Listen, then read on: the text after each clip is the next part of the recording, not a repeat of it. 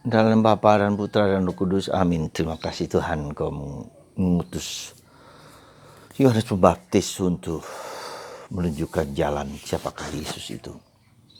Semoga kami juga menjadi seperti Yohanes Pembaptis, menunjukkan jalan bagi banyak orang, menunjukkan membawa orang kepada Yesus, sehingga kami tahu tugas seperti Yohanes Pembaptis adalah juga tugas kami semua. Terpujilah namamu kini dan sepanjang segala masa. Amin. Para saudara-saudariku terkasih dalam Kristus, hari ini kita diajak untuk merenungkan tentang Yohanes Pembaptis. Yesus sendiri menunjukkan dan menjelaskan siapa Yohanes Pembaptis itu.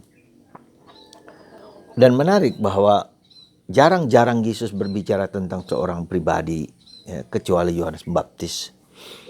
Tentang ibunya sendiri pun dia cukup terbatas menjelaskan siapa ibunya. Bahkan bapaknya pun tidak. Tapi Yohanes Pembaptis, rasa-rasanya Yesus tahu dalam perjanjian lama siapakah Yohanes Pembaptis itu.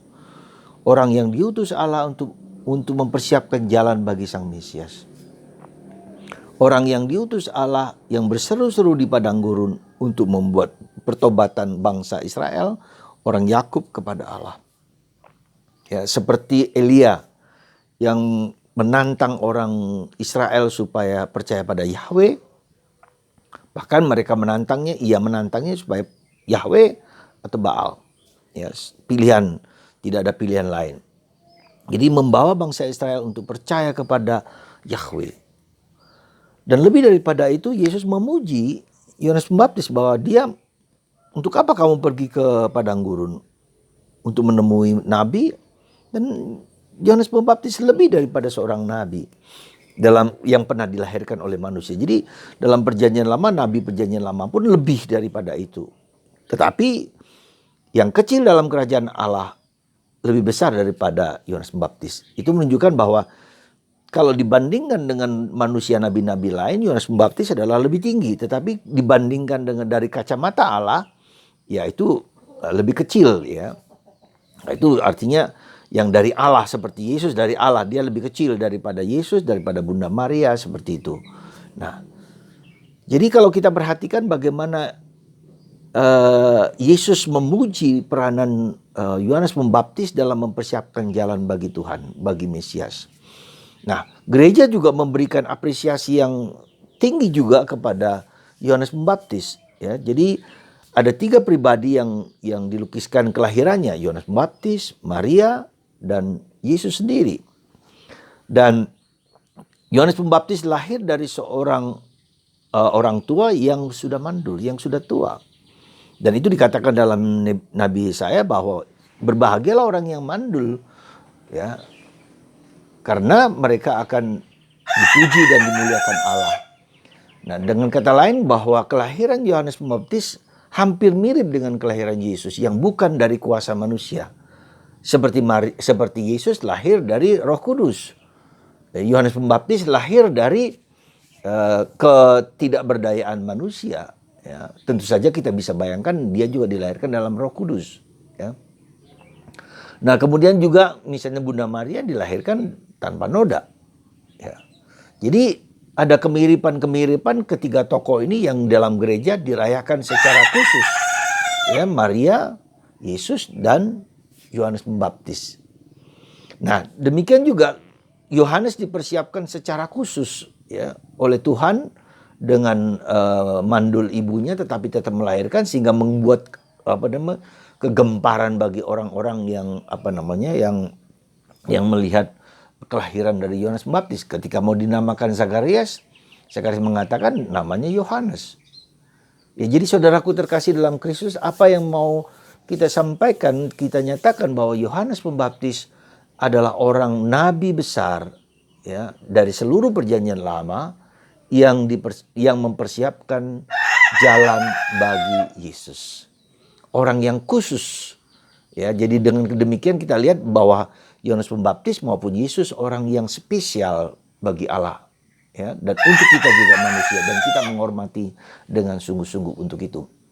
Nah, saudaraku terkasih dalam Kristus, apa yang kira-kira dapat kita renungkan, ya, dapat kita pelajari dari ini adalah bahwa Tuhan sungguh-sungguh menubuatkan dan Tuhan sungguh-sungguh mengatakan janjinya, dan janji Tuhan selalu pasti terpenuhi kapanpun, saat apapun.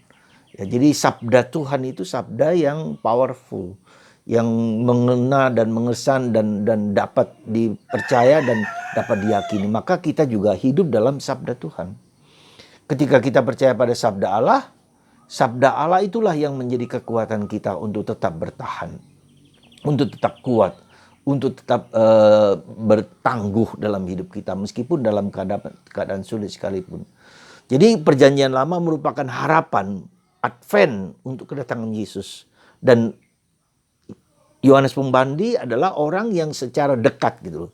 Jadi perjanjian lama itu kan ribuan tahun. Nah, Yohanes Pembaptis mendekati kedatangan Yesus dipersiapkan oleh oleh Yohanes Pembaptis. Dan kalau kita perhatikan bagaimana Maria ketika mengandung dan menerima kabar dari malaikat Tuhan dan dia mengatakan ya, maka dia dan dikatakan oleh malaikat Gabriel bahwa saudarimu itu yang di usia tuanya mengandung.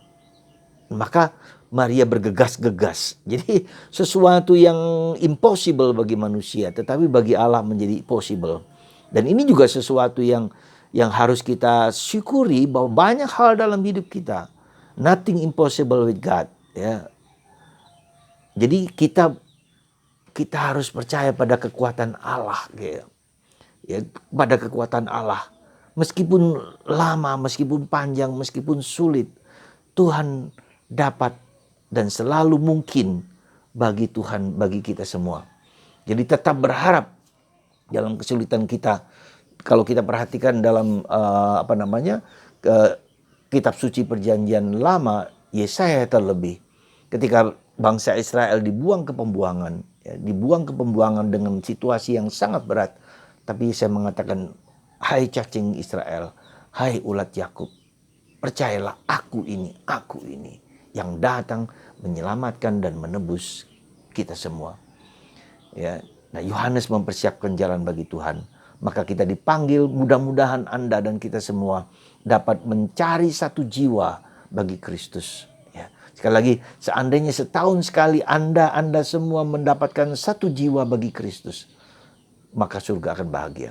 Atau lebih tepat juga membawa Kristus kepada orang lain, mau percaya atau tidak percaya itu urusan kita semua. Jadi tugas misi Yohanes Pembaptis adalah tugas kita semua. Itu yang pertama. Yang kedua, bahwa kita percaya sekali lagi akan janji-janji Tuhan.